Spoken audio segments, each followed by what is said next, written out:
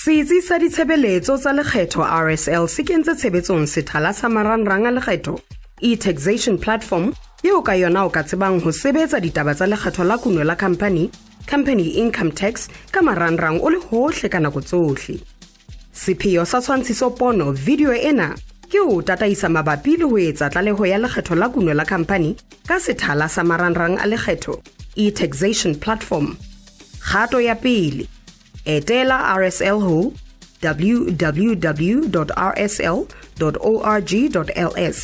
Kgetha e-services. Tlasa yona o kgethe e-tax ho kena. Tlatsa mokgwa wa ho kena. E-tax login credentials. Lebitso le nomoro ya lekunutu, username and password. Kgato ya bobedi, penya ho client. Ho tla hlaha lethathamo la dikgwebo tseo o kgethilweng ho di etsetsa tlaleho. Ebe o kgetha kgwebo eo e tlalehelang. Kgato ya boraro, penya e-file.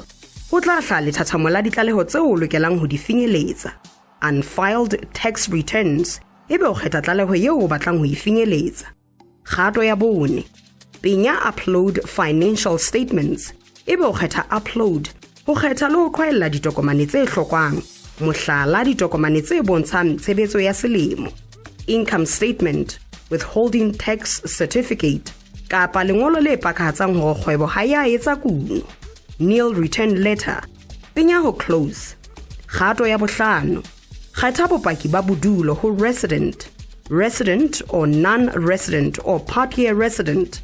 Tlatsa karolo ya A, ka masakaneng A, haeba kgwebo e na le kuno hodima dihlahiswa le ditshenyehelo tsa yona. Manufacturing income and expenses. Kuno ena e ama fela dikhampani tsa lehae, resident companies only. Tlatsa karolo A ka masakaneng B, haeba kgwebo e na le kuno hodima temo kgwebo, commercial income and expenses, le ditshenyehelo tsa yona. Tlatsa karolo ya A ka masakaneng C, bakeng sa kuno eo kgwebo e entseng, business income and expenses, le ditshenyehelo tsa yona. Marangrang a tla kopanya phaello kapa tahlehelo. Penya next. Kgato ya botshelela, tlatsa karolo ya B, haeba kgwebo e na le kuno eo e entseng ka ntle ho naha le ditshenyehelo tsa yona. Foreign source income and expenses. Penya next. Tlatsa karolo ya C, haeba kgwebo e na le kuno hodima thepa e kenyang tjhelete, e ka ba meaho kapa matsete le ditshenyehelo tsa yona le kuno e tswang kae kapa kae le ditshenyehelo tsa yona. Property and other income and expenses. Penya next. Karolo ya D, marangrang a tla hlahisa kuno e seng e ntshitswe ditshenyehelo, chargeable income. Penya next.